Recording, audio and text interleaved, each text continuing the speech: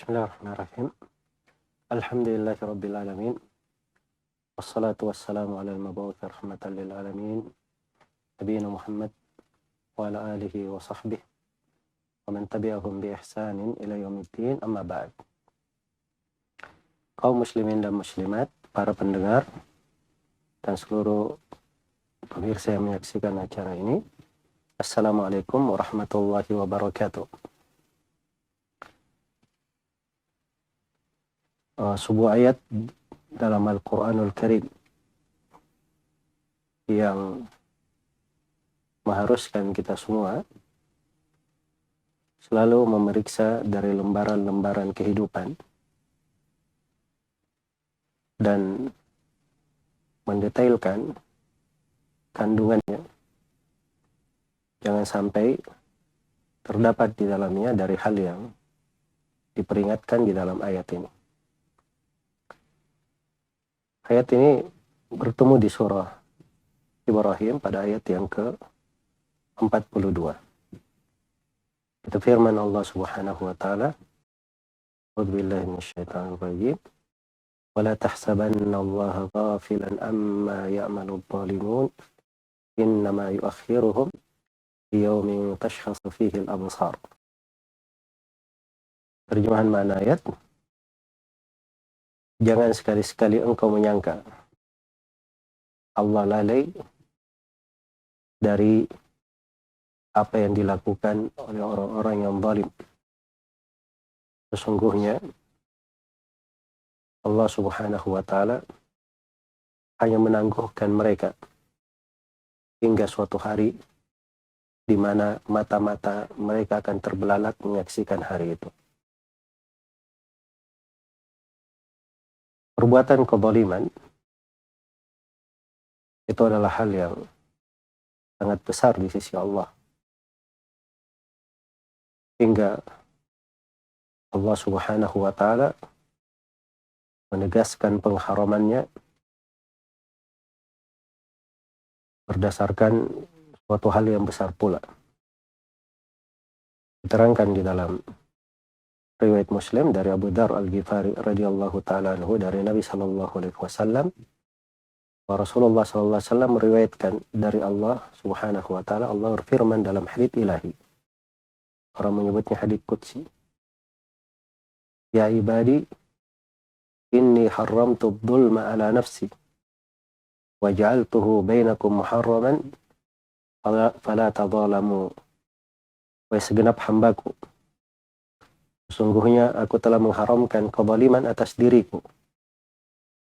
Aku jadikan kezaliman itu sebagai hal yang diharamkan antara sesama kalian. Maka janganlah kalian saling menzalimi. Keharaman kezaliman dasarnya hal yang sangat besar. Karena Allah yang mampu, yang maha menguasai segala sesuatu, dan tidak ada yang bisa menahan ketetapan dan ketentuannya. Bersamaan dengan itu Allah haramkan kezaliman atas dirinya. Maka diharamkan pula terhadap seluruh makhluk. Hal tersebut tidak boleh ada saling menzalimi. Kezaliman itu melampaui batas, meletakkan sesuatu bukan pada tempatnya, itu disebut kezaliman. Disebut kezaliman. Dan kezaliman di dalam ayat, walaupun dilihat di konteks ayat, zahirnya kepada pelaku kesyirikan yang terkait dengan kaum musyrikin dan orang-orang kafir, tapi keumuman dari ayat adalah perhitungan dan peringatan terhadap perbuatan kezaliman. Dalam sebuah hadits yang diriwayatkan oleh At-Tayalisi dan selainnya, dihasankan oleh Syekh Al-Albani rahimahullah dari seluruh jalur-jalurnya, Nabi sallallahu alaihi wasallam membagi kezaliman menjadi 3. Beliau ada zulmun la yughfar, kezaliman yang tidak akan diampuni. Ada zulmun yughfar, kezaliman yang bisa diampuni. Yang ketiga, zulmun la yutrak, kezaliman yang tidak akan ditinggalkan. Adapun kezaliman yang tidak diampuni, itu adalah siapa yang meninggal dalam keadaan berbuat syirik akbar dan tidak bertobat dari perbuatan kesyirikannya. Karena kesyirikan itu, siapa yang mati di atasnya belum bertobat, maka kesyirikan tidak akan diampuni. Innallaha la yaghfiru an yushraka bih wa yaghfiru ma duna dzalika liman yasha. Sungguhnya Allah tidak mengampuni dosa kesyirikan dan mengampuni selain daripada itu bagi siapa yang Allah kehendaki. Ya, saya selalu ingatkan bahwa ini kalau dia meninggal dalam keadaan tidak bertobat. Tapi kalau dia bertobat dari perbuatan kesyirikannya sebelum dia meninggal, maka Allah mengampuni semua dosa, kekufuran, kesyirikan, apa saja dari dosa. Kalau seorang bertobat, Allah menerima taubatnya. Dan ini sudah berlalu pembahasan ayat qul ya ibadiyalladzina asrafu la taqnatu min rahmatillah. Qul ya ibadiyalladzina asrafu ala anfusihim la taqnatu min rahmatillah innallaha yaghfiru dzunuba jami'an innahu huwal ghafurur rahim. Sudah kita terangkan kandungan dari ayat bahwa seluruh dosa itu diampuni oleh Allah kalau seorang bertobat darinya. Maka kezaliman yang pertama, kesyirikan, tidak akan diampuni kalau seorang meninggal tidak bertobat darinya. Kezaliman jenis yang kedua, dzulmun yughfar, kezaliman yang diampuni, bisa diampuni. Ini kalau kezalimannya antara hamba dengan Allah Subhanahu wa taala pada selain kesyirikan, maka itu dibawa kehendak Allah. Dosa-dosa besar selain kesyirikan itu dibawa kehendak Allah. Kalau Allah berkehendak diampuni, kalau Allah berkehendak disiksa sesuai dengan kadar dosanya. Itulah ayat yang saya bacakan tadi. Innallaha la yaghfiru an yushraka bih. Sungguhnya Allah tidak mengampuni dosa kesyirikan. Wa yaghfiru ma duna dzalika liman yasha. Dan mengampuni selain daripada itu bagi siapa yang dia kehendaki. Kezaliman yang ketiga, dzulmun la yutrak, kezaliman yang tidak akan ditinggalkan. Ini kezaliman yang akan dihisab, akan dipertanggungjawabkan. Nah, ini kezaliman antara sesama makhluk. Kezaliman manusia terhadap sebagian manusia lain. Kezaliman manusia terhadap hewan-hewan, makhluk-makhluk Allah. Itu semuanya ada perhitungannya. Karena itu seorang perempuan masuk neraka gara-gara kucing.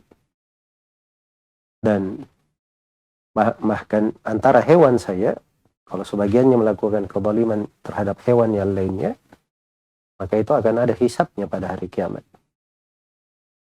Nah, itu Rasulullah SAW bersabda dalam hadits Abu Hurairah riwayat Muslim, "Latu'addunna al-huququ ila ahliha hatta yuqadu lisyatil jalha'i min syatil qarna."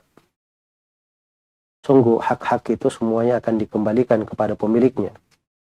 Sampai kambing yang hilang tanduknya, patah tanduknya, minta pertanggungjawaban dari kambing yang mematahkannya. Jadi hewan-hewan saja subhanallah ada hisabnya. Apalagi antara sesama manusia. Iya. Maka ini ayat luar biasa. Peringatan. Agar supaya kita selalu memeriksa lembaran-lembaran kehidupan ini. Jangan sampai ada perbuatan kezaliman yang terdapat padanya. Apalagi kita tidak ada yang mengetahui lembaran hidup ini akan berakhir di mana, kapan tertutupnya. Waktu berjalan dengan sangat cepat. Umur bergulir menuju ke akhir, tidak ada yang bisa menghentikannya. Kemarin kita berdoa, bermohon, sangat berharap masuk ke bulan Ramadan. Tidak lama setelah itu kita masuk ke bulan Ramadan. Dan tidak terasa hari ini kita berada di tanggal 16 Ramadan, sudah berlalu 1/2 dari bulan. Iya. Itulah hari-hari kehidupan. Harus selalu kita periksa, kita jadikan sebagai renungan. Yuqallibullahu al-laila wan-nahar, inna fi dzalika la ibratan liulil absar. Allah membolak-balikkan malam dan siang. Sungguhnya dalam hal tersebut terdapat pelajaran bagi orang-orang yang memiliki mata penglihatan. Di dalam ayat ini saya simpulkan ada beberapa renungan. Yang pertama, merasa selalu diawasi oleh Allah. Ya. Jangan sangka Allah lalai. Dia luput. Ada yang tidak tercatat. Ada yang tidak terekam. Tidak terdata. Semuanya ada. Catatannya semuanya akan dihadapi oleh seorang hamba sesuai dengan amalannya masing-masing. Karena itu kembali kepada diri sendiri. Man amila salihan fali nafsihi wa man asa'a fa 'alaiha wa ma rabbuka bidhallamin lil abid. Siapa yang beramal salih untuk dirinya sendiri. Bagaimana siapa yang berbuat jelek, dia sendiri akan menanggungnya.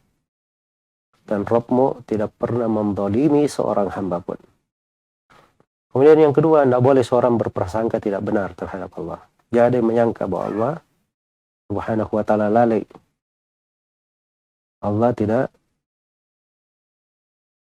mengontrol, tidak mengetahui atau tidak memperhatikan perbuatan sebagian manusia. Iya. Karena Allah telah tegaskan, wala tahsabannallaha ghafilan amma ya'malul zalimun. Jangan sekali-sekali engkau menyangka bahwa Allah lalai dari apa yang dilakukan oleh orang-orang yang zalim. Nah, ini terdapat ancaman bagi orang-orang yang berbuat zalim dengan kezaliman bentuk apapun. Jangan merasa aman dari hal tersebut. Karena Allah Subhanahu wa ta'ala tidak pernah mengalfakannya, tidak pernah membiarkannya, tidak pernah melalaikannya. Pasti ada perhitungannya, pasti ada hisabnya, dan tentu akan ada pertanggungjawabannya. Kemudian di ayat ini juga terdapat penyujuk hati bagi orang-orang yang dia zalimi, bahwa Allah Subhanahu wa ta'ala akan menegakkan keadilan untuk mereka. Karena itu orang-orang yang dia zalimi, tidak ada yang perlu dia khawatirkan. Karena setiap perkara itu akan ada pertanggungjawabannya. Mungkin haknya diberi di dunia dan mungkin diberi di akhirat. Kemudian yang kelima, ayat ini juga memberi manfaat bahwa kadang hukuman untuk orang yang zalim tidak langsung disegerakan. Tidak langsung disegerakan. Diakhirkan. Diundur untuknya. Tapi bukan artinya itu tidak diperhitungkan. Kadang sebagian dari perbuatan kezaliman diakhirkan agar supaya menjadi renungan bagi sebagian orang tatkala siksaan Allah Subhanahu wa ta'ala telah datang kepada mereka. Iya. Karena itu di dalam hadits Abu Musa al-Asy'ari riwayat Bukhari dan Muslim, Rasulullah sallallahu alaihi wasallam bersabda, "Innallaha la yumli lidh-dhalim hatta idza akhadahu lam yuflithu." Sungguhnya Allah sungguh memberi kelapangan, pengunduran pada orang yang zalim. Begitu Allah menyiksanya, tidak bisa lepas lagi. Kemudian Nabi sallallahu alaihi wasallam membaca firman-Nya, "Wa kadzalika akhdhu rabbika idza akhadha al-qura wa hiya zalimah, inna akhdahu alimun syadid."